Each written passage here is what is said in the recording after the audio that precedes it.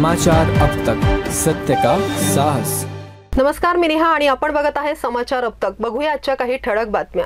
मुंबईचे जे शहर अध्यक्ष आहेत भाजपचे अमित साटम यांच्याकडनं असं म्हणण्यात आलेलं आहे की मुंबईचा महापौर खान व्हावा असा प्रयत्न करण्यात येतो। आपली काय भूमिका? मला अमित साटमला नेपाळची गोष्ट आता माहिती नसेल, विसरले असतील ते, कारण तातडीने विसरून जातात ते। मूळ प्रश्न आहे की यांचा खान बदलतो, नागपूरला पॅरेखान चालतो पण मुंबईमध्ये नाही चालत, कारण नागपूरची बिर्याणी आवडतं पण मुंबईची आवडत नाही का, हा एक प्रश्न आहे। पण काँग्रेस या धर्माच्या भानगडीत पडणार नाही आणि पडणार पण नाही।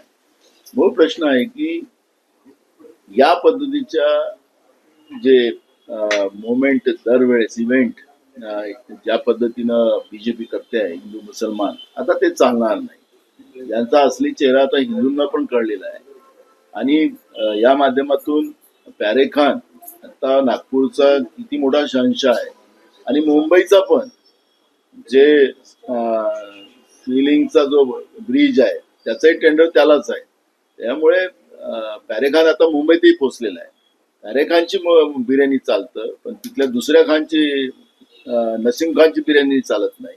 अशा पद्धतीची जी परिस्थिती निर्माण झालेली आहे, या विषयाला सोडून मुंबईच्या अध्यक्षांनी मुंबईमध्ये पडलेले गड्डे, मुंबईची वाताहत,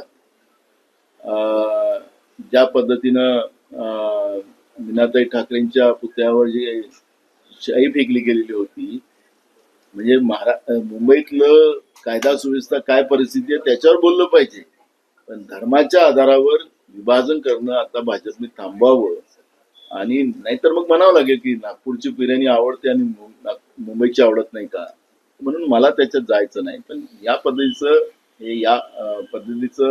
स्टेटमेंट करून त्यांचे राष्ट्रीय अध्यक्ष सांगतात की जगातली मोठी पार्टी आमची आहे, एवढ्या जगाच्या पार्टीला एवढं असे लहान स्टेटमेंट करून लहान करू नये, एवढंच आमचं म्हणणं आहे। हिंदी में बताइएगा ये बात को कि अमित साटम जो मुंबई के भाजपा अध्यक्ष हैं, उन्होंने कहा कि